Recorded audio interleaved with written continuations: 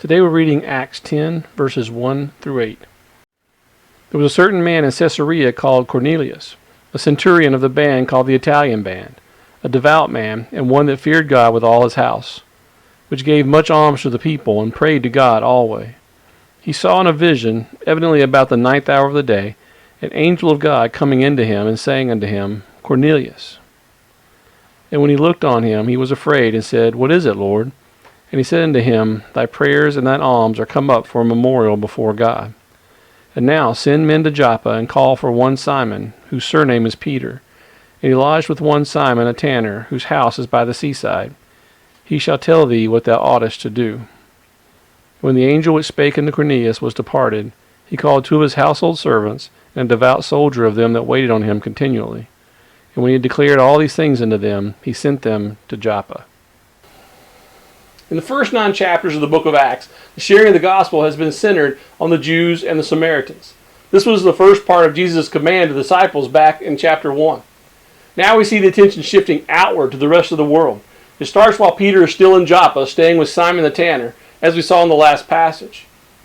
We are introduced to a man named Cornelius. Cornelius is a Gentile. It tells us he's a Roman centurion of a band called the Italian band. This implies that he may have not only been a citizen of the Roman government, but possibly even born in Italy specifically. We'll see later that Paul had Roman citizenship by virtue of his father, but he was born in Israel and was a Jew. We're also told that Cornelius was a devout man and one that feared God. It also tells us that he prayed to God constantly. Cornelius had evidently rejected all the pagan gods that the Romans worshipped and was searching for the one true God. That is why I find this story so beautiful. We see God answering Cornelius' search with answers. I truly believe that if someone wants to know God, that they will find him. He even said as much when he was talking to the nation of Israel about their impending captivity. Jeremiah 29 verse 13 says, And ye shall seek me and find me when ye shall search for me with all your heart. If you're watching this video and you're wondering if God is real, begin searching for him. Begin praying for him to reveal himself to you. If you search for him with your whole heart, you will find him.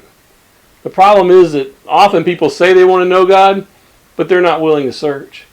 They look at quick comments and opinions and kind of leave off without really searching for anything. Cornelius had been praying and trying to live his life like he thought the true God would want him to. He sought him with all of his heart, and God answered. God sends an angel to tell him in a vision to go to Joppa and find Peter, who is staying with a man named Simon the tanner.